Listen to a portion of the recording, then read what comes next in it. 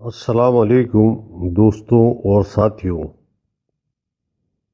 آج کی ویڈیو بھی میسوپوٹیمیا کے متعلق ہے۔ یہ مضمون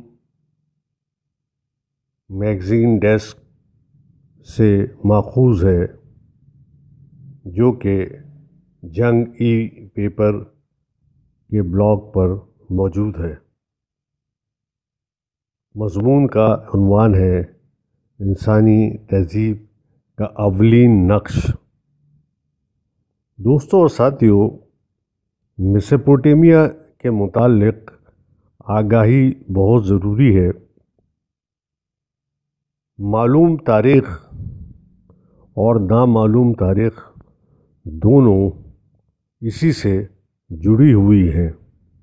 ہم کوشش کریں گے کہ آپ کو ایک تسلسل کے ساتھ مختصراً دنیا کی معلوم اور نامعلوم تاریخ کے متعلق بتائیں کہ دنیا میں کس طریقے سے مختلف علوم اور ایجادات ترقی پائی، ان کے کیا کیا وجوہات اور اسباب تھے۔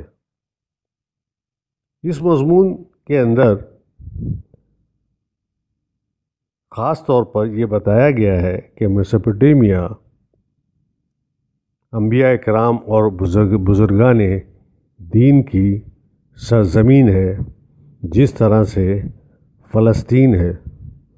دنیا کے تینوں مذاہب یہودیت، اسلام اور عیسائیت کے سلسلے یہیں سے ملتے ہیں اور یہیں سے جڑے ہوئے ہیں۔ میسوپوٹیمیا، جس کا موجودہ نام عراق ہے، دنیا کا قدیم ترین تاریخی، ثقافتی اور تہذیبی پس منظر رکھنے والا ملک ہے۔ اس خطے کو یہ نام یونانیوں نے دیا۔ یونانی زبان میں اس کا مطلب دریاؤں کے درمیان ہے۔ چونکہ یہ تہذیب دریائے دجلہ اور فرات کے درمیان پروان چڑھی، اسی لیے اسے میسوپوٹیمیا کا نام دیا گیا۔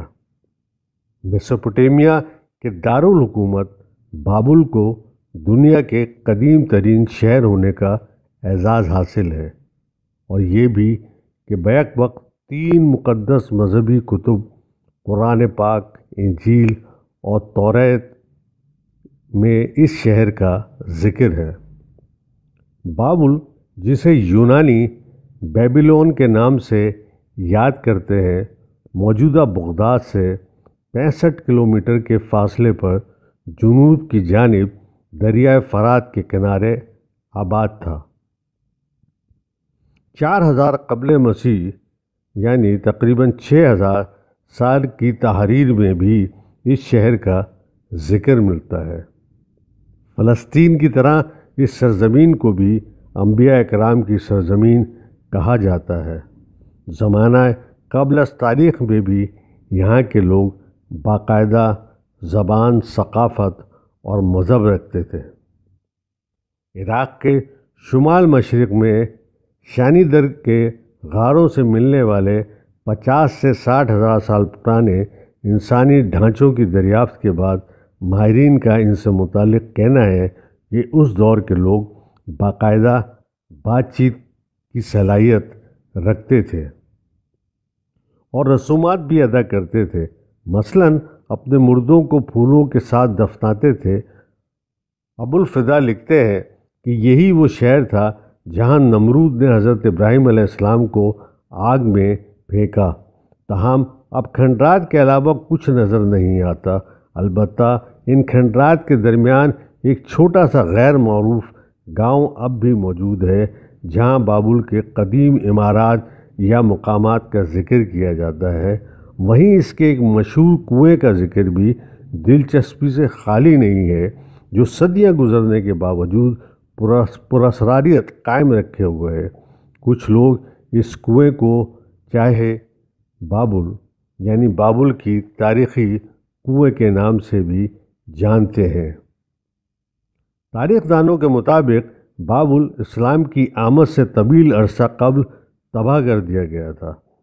400 ہجری میں عباسیوں کے دور حکومت میں فقط ایک چھوٹا سا گاؤں بابل کے نام سے موجود تھا۔ مسیحی روایت کے مطابق بابل شہر قیامت سے قبل ایک مرتبہ پھر آباد ہوگا اور یہیں خیر و شر کی بڑی بڑی جنگیں لڑی جائیں گی۔ توریت کے مطابق حضرت آدم علیہ السلام بابل میں رہتے تھے۔ جب قابل نے حابل کو قتل کیا تو حضرت آدم علیہ السلام ناراض ہوئے، جس پر قابل اپنے اہل و عیال کے ساتھ بھاگ کر بابل کے پہاڑوں میں چلا گیا۔ قابل کی اولاد بڑھی تو وہ پہاڑوں سے نیچے آ کر فسادات کرنے لگی، جس پر حضرت ادریس علیہ السلام نے اللہ تعالیٰ سے دعا کی کہ انہیں کوئی ایسی سرزمین عطا کر دے جس میں بابل کی طرح دریا بہتا ہو۔ تب انہیں مصر منتقل ہونے کا حکم ہوا۔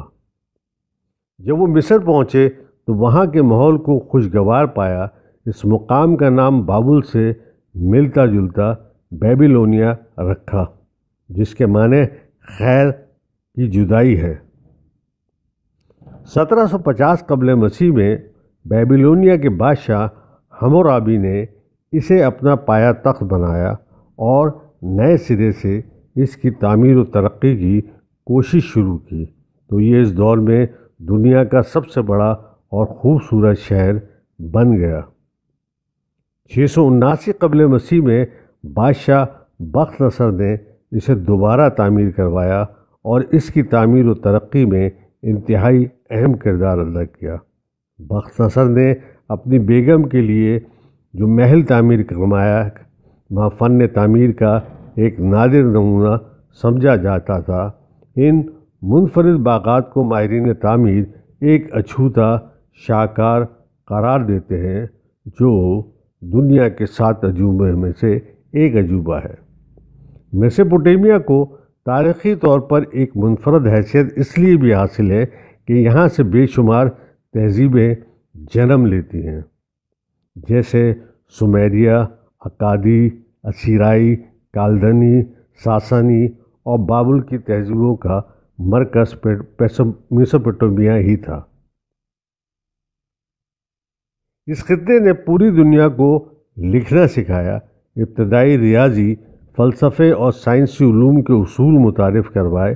اکادی سلطنت لبنان کے ساحلوں تک پھیلی ہوئی تھی۔ لبنان وہ علاقہ ہے جس نے ابتدائی حروف بنائے اور جہاز رانی کا ابتدائی علم متعارف کروایا۔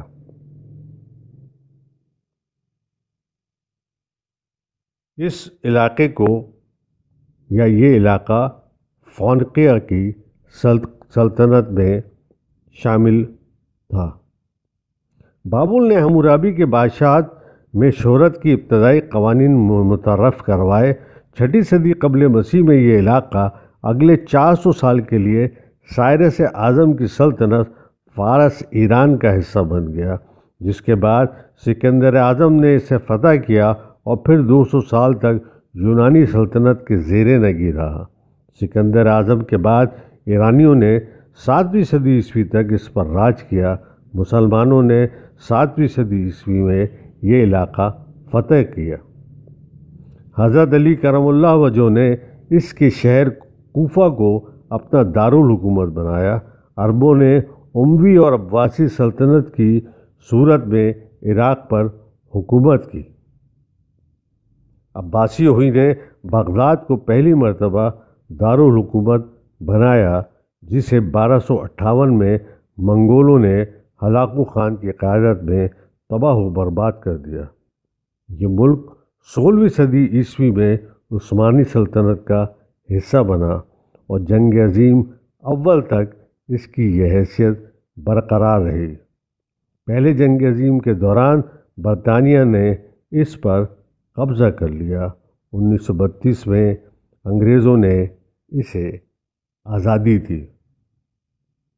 دوستوں اور ساتھیوں، آپ سے درخواست ہے کہ آپ ہمارے احساس انفو یوٹیوب چینل کو سبسکرائب کیجیے اور ہمیں کمنٹس میں رائے دیجیے کہ ہم کن موضوعات پر مزید ویڈیو تشکیل دیں جو آپ کی دلچسپی اور معلومات کا باعث ہو۔ دوستوں اور ساتھیوں، آپ سے درخواست ہے کہ آپ مزید فلسطین کے بارے میں معلومات کے لیے ہمارے پلے لسٹ فلسطین یروشلم بھی ضرور دیکھیے۔ شکریہ۔